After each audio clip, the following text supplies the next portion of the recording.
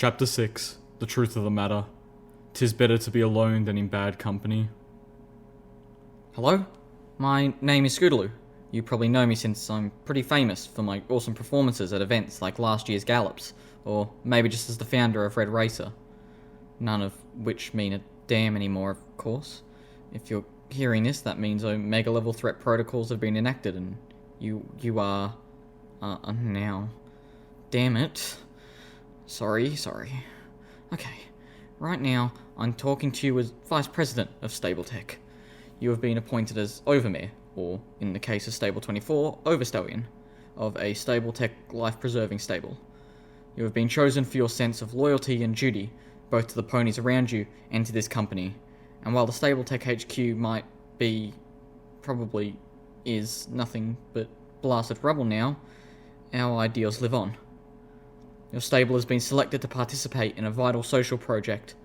The first goal of your stable, like all others, is to save the lives of the ponies inside, but you also have a higher purpose beyond saving the lives of individual ponies.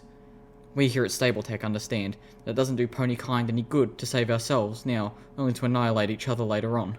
We must figure out where we went wrong. We must find a better way. And we must be ready to implement it as soon as possible once the stable doors open. And survive what our current leaders have managed to do to Equestria. Damn it. I really hope no pony has to hear this. Can't this all just be for nothing? They're really going to destroy us all, aren't they? I'm sorry. Again, I'm totally off script. Where was I? In short, Stable Tech is working to ensure a more stable society for future generations.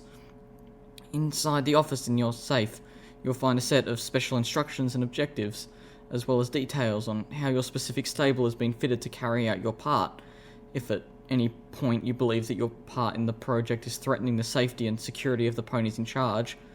As a whole, you are to cease participation and take any necessary steps to rectify the situation. In any other circumstances, however, it is crucial that you keep to the directives provided and keep Stable Tech appraised of all results as per your sealed instructions. Thank you. From all of us. From all of Equestria. Thank you. And may some pony have pity on us all. Not the message I'd been expecting. Now my feelings about the stables were completely twisted up in my head, and I just wanted to forget about them entirely. Away with the old, embrace the new, right? I clopped my hoof on the counter again. Apple whiskey. Another of your specials, please. Apple whiskey, the bartending unicorn who owned and ran Turnpike Tavern, poured me another glass. Then, as I watched, he lined up 7 apples on the counter. Beautiful golden apples quite unlike the pale and flavourless ones back not home, and waved his horn over them, magically transforming them one by one into bottles of the most delicious, pain-numbing and mind-easing fermented apple beverage. Besides me, Calamity clopped his hooves on the floor in applause, and several mares in the tavern let up a whoop. Don't know why I was surprised. I half whispered, leaning near Calamity. Your leader is a stallion after all. Calamity's ears perked up, and he gave me a look of shocked confusion. My leader? I don't have a leader. I couldn't tell whether he sounded more offended or worried. I hoof-waved. I heard him, over the Sprite bot, when it wasn't being Watcher. Calamity looked at me with deeper confusion, and then broke into a riotous laugh. What, Red Eye? He turned to the rest of the bar. Hey every pony! Little Pippi here thought Red Eye was our leader! The whole tavern joined in on the laughter. Goodness, girl! Cried one of the mares down the counter from us. Red Eye ain't nothing but a puffed up prancer. Hell, I don't even listen to that broadcast, not when the DJ's on the dial. Huh? Yup, agreed a buck from a nearby table as he gathered a pile of bottle caps from his cross-looking companions, many of whom were looking at colourful squares in disgust. Just let old Red Eye try and come out here and make New Appaloosa part of his so-called new world. I'll personally take all his unity brotherhood and shove it right up his... Just deal. The pony next to him interrupted grumpily. So, I fought to shove new facts into the puzzle I was building in my head. The drinks were great for forgetting, but not so great for thinking. The not Watcher voice on the Sprite bot is Red Eye, and is not your leader. What's this watcher stuff? The mayor closest to me asked. Those sprite bots are just radios. Red Eye can't actually watch ponies through them. They ain't cameras. She turned to Calamity. I mean, could you imagine if he could? Okay, now that I knew wasn't true. But apparently the fact those sprite bots can be used to spy wasn't common knowledge. Watcher had tipped me off to something. One of the bucks from down the counter called out, "Hey, Apple Whiskey, put DJ on!" Apple Whiskey looked up to a brown box on the top of one of the shelves which had wires running to speakers to the Turnpike Tavern. With a slight glow of his horn, the radio turned on, and a beautiful mare's voice, possibly the sweetest I'd ever heard, or at least a close second to Velvet Remedies, began to pour out of the speakers. How did this happen? What have I done? I was only trying to help, but I caused so much pain. I wish I could hide, wish I could run. I wish I could find a way to do it again. The voice in the song she sang was so solemn and sad and filled with determination that it made my mind go to unhappy places. I soon felt like crying and had to force myself not to. I figured more drink would help, so I finished mine and clopped for another. I lost sight of the war while fighting my battles, and now I carry the weight of the world on my saddle. Oh, this was unbearable. My heart was breaking, and I wasn't even sure why. I grasped at a distraction. DJ? Who is DJ? The answers came fast, almost too fast to keep up with. It seemed every pony in the tavern had something to say. DJ Pony, of course. There's always a DJ Pony. Best music in the equestrian wasteland. Yeah, what, all 12 songs? 20? He's a ghoul pony, been around forever. No, he's not. They keep changing. Back when I was a filly, DJ was a mare. I heard he was a Pegasus. He's got a station up in the clouds. That's how he always knows everything what's going on. That's stupid. Every pony knows DJ Pony Station comes from out of 10 Pony Tower in the Manhattan ruins. He is too a ghoul pony. He's been around since before the war. I heard the original DJ Pony was actually a man named Vinyl Scratch, who was killed when the Zebra Balefire wiped out Manhattan, but her nephew was spared, being in 10 Pony and all, and took up the mantle. I heard it was her sister. My head was spinning. Calamity was smirking at me. Leaning close, he whinnied, "There's always a DJ Pony." And in the background, the voice of seemingly infinite beauty and sadness cried out, "How can I fix this? How many times must I try? Please this time let me get it right." The music died away, and a voice came over the radio. "This is DJ Pony, and that was Sweetie Belle singing about that one great truth of the wasteland. Every pony has done something they regret. And now, my little ponies, it's time for the news. Now you ponies remember when I told you about those two ponies who crowed themselves out of stable too? Well, I've been getting reports that one of those little ponies took out the raider nest in the heart of Ponyville and saved several pony captives, including the beloved author of the Equestrian Wasteland Survival Guide, Ditsy Doo. Hey kid, thanks, from all of us. And now, the weather. Cloudy. Everywhere. With a chance of rain, gunfire, and bloody dismemberment." I didn't hear the rest. I was too stunned. I was on the radio. DJ Pony was talking about me. My heart mixed with pride and panic, the latter quickly swallowing the former. I'd been outside less than a week, and I had already built a reputation that was spreading across the equestrian wasteland. A reputation that built me up into some pony far more heroic and capable than I actually was. "One last thing. The other stable dweller was last seen out near Appaloosa. My prayers go out to that one. And that's the truth of the matter. Now, back to the music.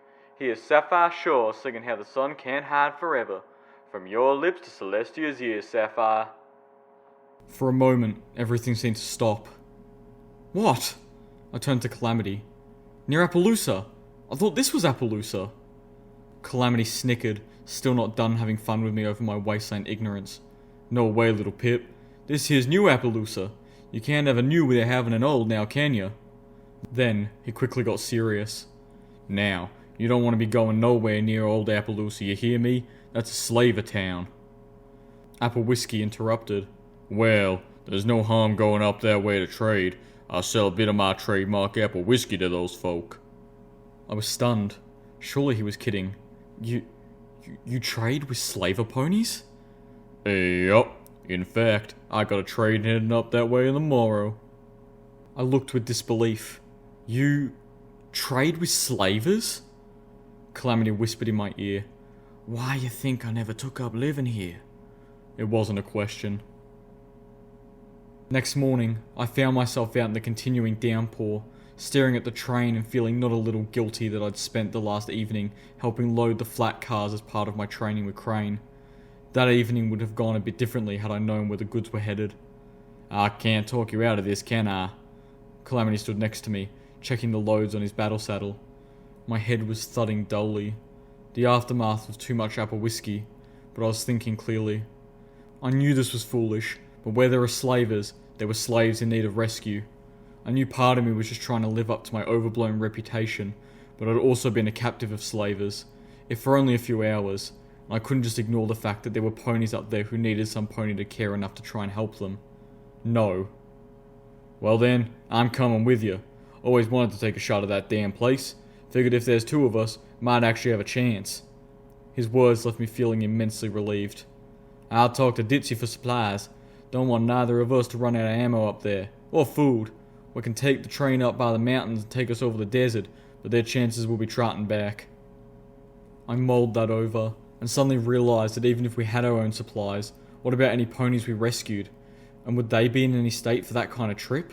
Not that such a question deterred me at all, but I'd have to find a way to talk the ponies pulling the train to wait for us, as we robbed the town they were trading with, no less. I voiced my concern to Calamity. You're gonna have to do some fast talking if you want to convince him of something like that. He replied, and seemed to have an idea. I know some pony in town that just might have what you need to pull that off. Calamity trotted off, leaving me staring at the train once again. While I waited, I tried to familiarise myself with the train. Flat cars and box cars held supplies. Passenger cars, of which this train had only one, were for carrying ponies. The fancy red car on the back, and the big, bronze one with the smokestack which rode at the front were mysteries. I knew nothing about the former, and the latter I only recognised from a similar train car in the hodgepodge construction of absolutely everything. Curious, I asked one of the puller ponies what those cars were for. He was happy to answer. That one there, that's called the caboose. He pointed a hoof towards the red car in the rear. That has the brakes, you see. When we go up that mountain, we have to keep switching out puller teams because there's hard work. One team pulls, one team rides, and keeps a lookout for raiders. When we go down that mountain, every pony rides, and we use the brakes to keep us from going too fast. Now he pointed at the one in the front. That there's called an engine. It's for pulling the train, although mostly we just use it for the whistle. Keeps varmints off the tracks. Huh? For pulling the train? I thought you bucks pulled the train. Yep, we do. Then, well, 'cause the engine don't work without coal, ain't got no coal coal car even if we had it, so instead, we use pony power. That didn't make any sense. So, the engine is to pull the train, but the engine can't pull the train, so you will have to pull the train and the engine. I had to be missing something. Yup. Okay, then, why don't you have any coal? Where's the coal? The train pony rolled his eyes at me. Oh, there ain't any coal in Equestria. I felt something in my head snapping. All the coal's in a far, far away land. Then, how was the coal supposed to get here? By train, of course. That was it. I needed to stop learning about trains. They hurt my brain. This conversation had made the pounding in my head much worse. Splashing through the puddles, Calamity trotted back. After the train pony had gone back to his work, Calamity reared up and waved his forehooves around, making a mock spooky face.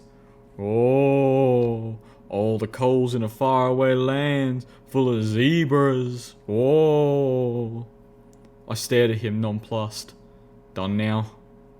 He dropped back to standing and pulled a tin out of his saddlebag, offering it to me in his teeth. I levitated it close for a look. The tin had a scratched out picture of a zebra on it. Those what are in there are called party time menthols. Brewed up using menthols and, well, some other stuff. Guaranteed to make you the life of the party. Those things will clear your hangover, clear up your head, and make you the smoothest talking pony in all the wasteland. I looked dubious, but then I trusted Calamity, and what did I have to lose? Telekinetically opening the tin, I pulled out one of those little squares inside and put it in my mouth, chewing experimentally. I had to admit, they were tasty, although the aftertaste was kind of bitter. But I didn't feel any different Whoa! The whole world shot into stark focus.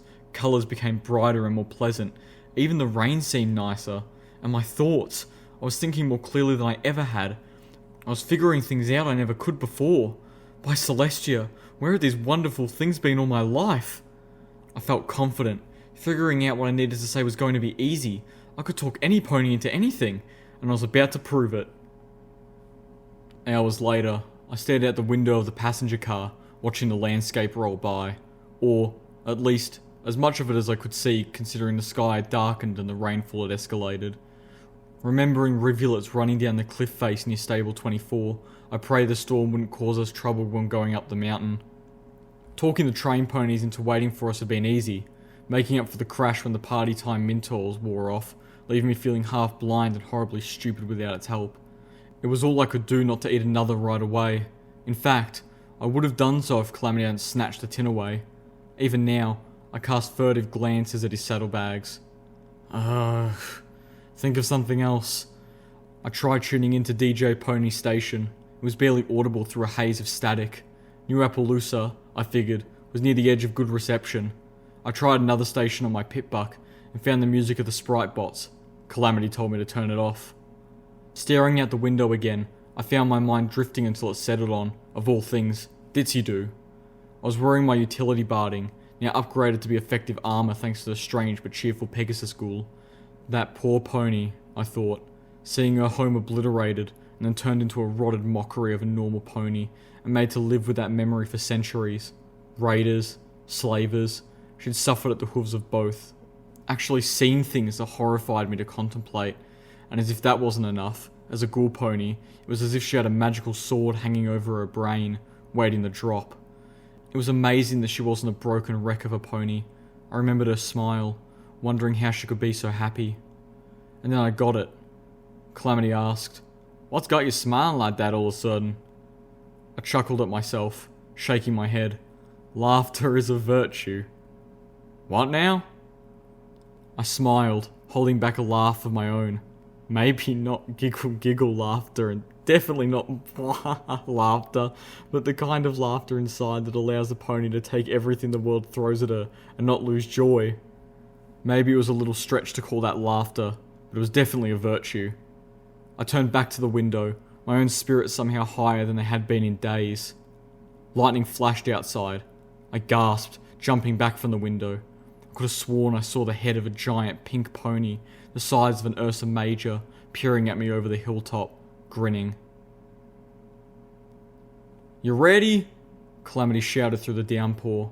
The train was approaching Appaloosa, old Appaloosa. Calamity and I were standing on the rain-slick roof of the passenger car, wind whipping rain into our faces and pulling at our manes and tails. I nodded.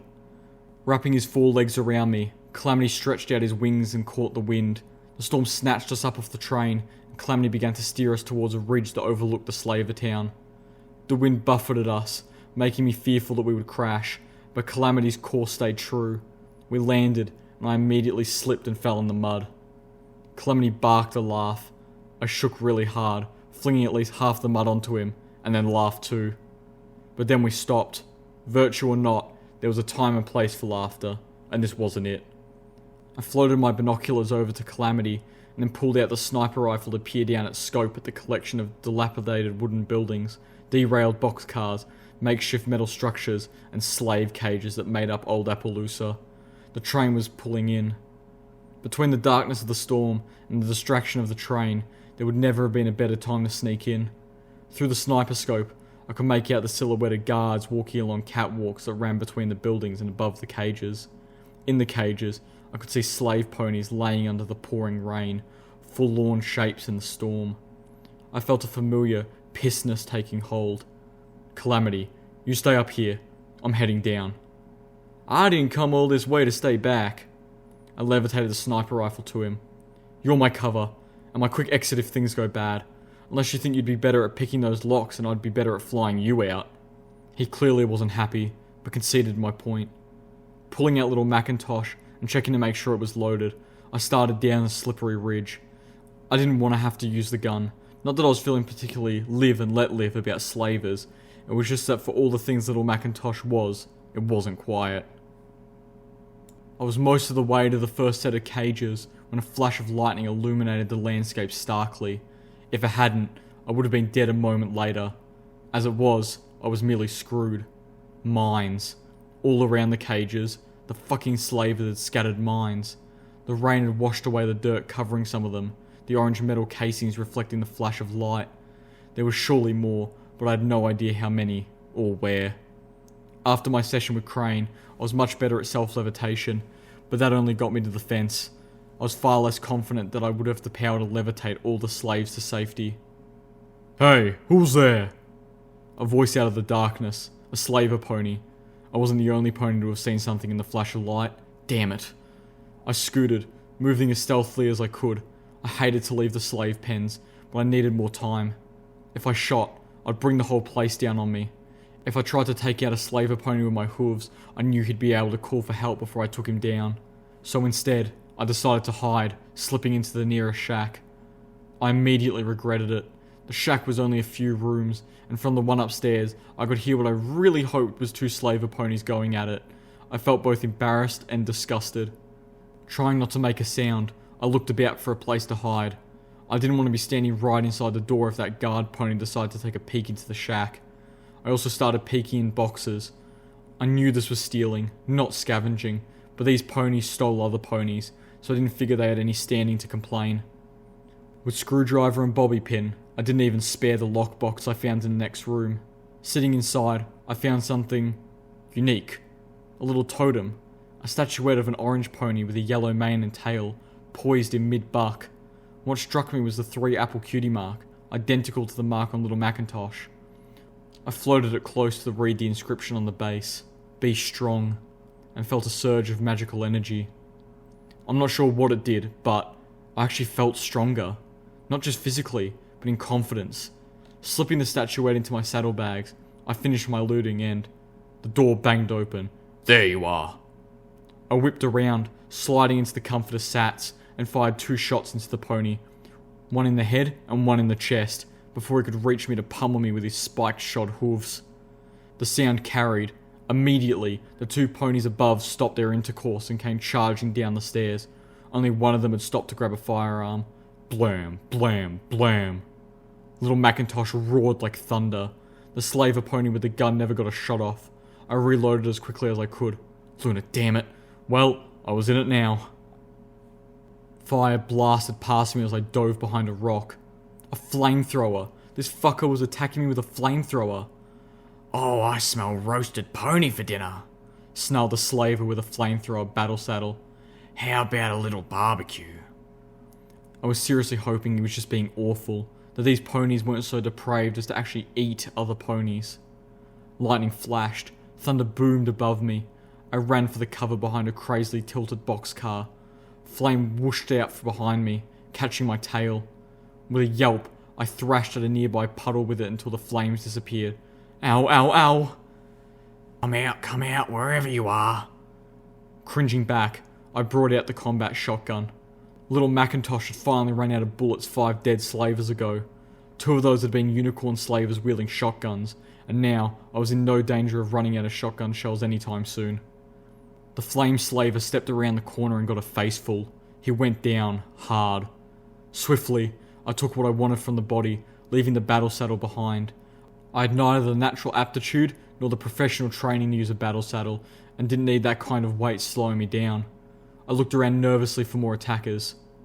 Including the pony with the flamethrower and the 3 back in the first shack, I'd put down a total of 9 slavers. A lot, but by no means a town's worth. I was surprised that all the gunfire wasn't drawing a lot more attention. The thunderstorm might account for that, and these guys seemed to have a level of stupefying ego that prevented them from just running to get more help. but there had to be a lot more at play than dumb luck, dumber slavers, and the weather. Battling the slaver guards was pushing me closer to the huge, multi-story barn at the heart of the town. There was a lot of light pouring out from the windows and a lot more noise.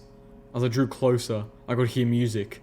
I checked my pit buck, but old Appaloosa appeared out of range of every station except one, the Spritebot station. How that station covered every place, I had no idea, although I suspect the Spritebots themselves might actually be acting as relays too. This music, however, was not that music. Going in the front door would have surely meant death, but creeping up the catwalks to a second floor entrance proved safe. I tried to slip in quietly, but the moment I'd cracked the door open, the wind flung it wide with a crash. I cringed, then poked my head inside. The room was empty, of ponies at least. It was crammed with broken furniture and old filing cabinets. Bottle caps, ammo, and packages of cigarettes were in several of the cabinets. They found a new home in my saddlebags. I didn't smoke, and had no intention of starting, but I could sell the packs to Ditzy-Doo, who would resell them to a surprising number of Appaloosians who did. A door towards the end opened onto a balcony. From there, I could see the manticore share of the room was a wide open saloon, packed with ponies who were drinking, gambling, and watching the performance on a stage directly below me. The balcony ringed the saloon, and there were guard ponies walking around it in a pattern. They were focusing on the chaos below and hadn't spotted me. Yet. Wait, I recognized that voice. Crouching flat on the balcony floor, I poked my head over the edge to see the singer. Velvet Remedy. Footnote, level up. New perk, Mighty Telekinesis, level 2. You triple the mass so you can levitate with your unicorn horn. Effects are cumulative with Mighty Telekinesis level 1, which is required in order to take this perk.